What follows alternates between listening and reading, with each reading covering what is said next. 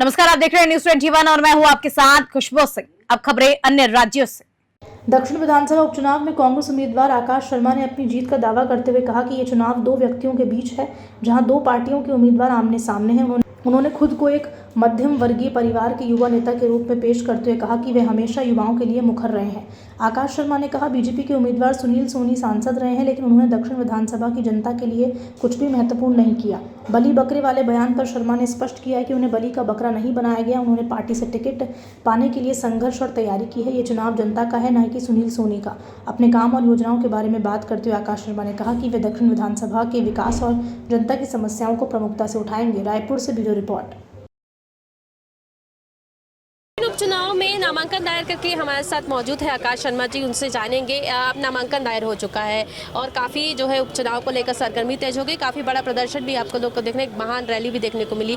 कांग्रेस के तमाम कार्यकर्ता भी मौजूद थे। कहीं ना कहीं जहाँ कहा जा रहा है कि दक्षिण का जो उपचुनाव है कांटे की टक्कर का रहेगा, क्या कहेंगे? निश्चित रूप से ये चुनाव, मैं पहले बार में कहते आऊँगी, ये एक उपचुनाव है।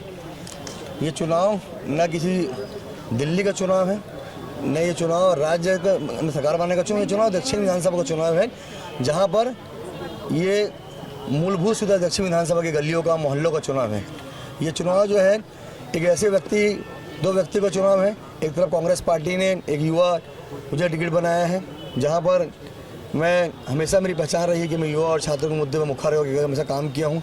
एक तरफ भारतीय जनता पार्टी के प्रत्याशी 2 बार महापौर, 1 बार सांसद रहे हैं, लेकिन ऐसा कोई काम उन्होंने नहीं किया है कि रायपुर दक्षिण जनता ने वोट करे। ऐसा कोई उन्होंने मुद्दे में ऐसा विकास का एजेंडा नहीं पेश किया है कि रायपुर दक्षिण जनता ने वोट करे। ये चुनाव सुनील सोनी और आकाश शर्मा का है और रायपुर दक्षिण की जनता, महिला, पुरुष, बुजुर्ग से मुझे आशीर्वाद देंगे और 23 तारीख को परिणाम आपको देखने को मिलेगा कि कांग्रेस पार्टी जीत कर आएगी। ये 8 बार अगर मैं बात करूं तो बीजेपी के जो नेता हैं वो जीत के आए हैं। वहाँ पर पूर्व में बड़े तमाम दिग्गज जो है उन्हें खड़ा किया गया था कांग्रेस की तरफ से, वो लेकिन जीत नहीं पाए।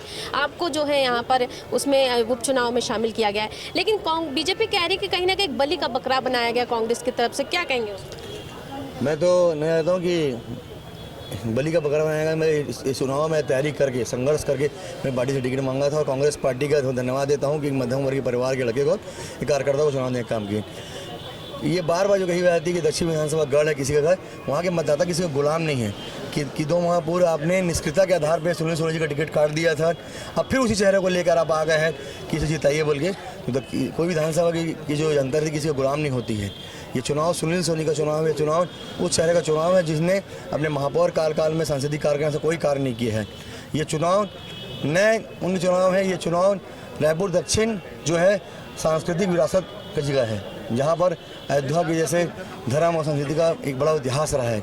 यहाँ पर महामाया माता मंदिर से लेकर जैतू साहू मठ से लेकर बावली हनुमान जी का मंदिर रहा है। लेकिन कहीं ना कहीं आप लोग को इस तरह से कहा जाना है कि आपको ऐसी तरह से चारे की तरह इस्तेमाल किया जाए, कोई ऐसा मुद्दा नहीं है। और पूरे युवाओं का साथ है, महिलाओं का आशीर्वाद है, बुजुर्गों का आशीर्वाद है और 23 तारीख में परिणाम देखने को मिलेगा। ये और एक चीज़ ये देखने को मिल रही है कि लगातार बृजमोहन जी कह रहे हैं कि परमानेंट विधायक उन्हें मिलेगा मेरे रूप में।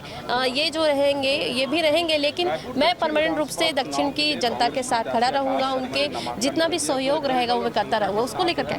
दक्षिण विधानसभा की जनता ने 2 माह 8-10 पर जिताया तो था। हम तो बोल रहे हैं भारी मतों से जनता ने जिताया था। आप उन्हीं के चाहे पार्टी के लोग नहीं मानते होंगे, पर वहाँ चाहे हम क्या करें। उन्हीं की पार्टी है, वहाँ का टिकट उनको वहाँ से हटा कर दिल्ली भेज दिया और एक निष्क्रिय सांसद का टिकट काट दिया। अब आप ही बता दीजिए, इसका टिकट आप भी दल के लोग नहीं मान रहे हैं कि सक्रिय है, ये चेहरा है, तो हम क्या कर सकते हैं। लेकिन कहीं ना कहीं ये कहा जा सकता है कि जो चुनाव हो रहा है दक्षिण में, आप लोगों के मध्य बात करें तो बुजुर्ग और युवा की बात यहाँ पर की जा रही है।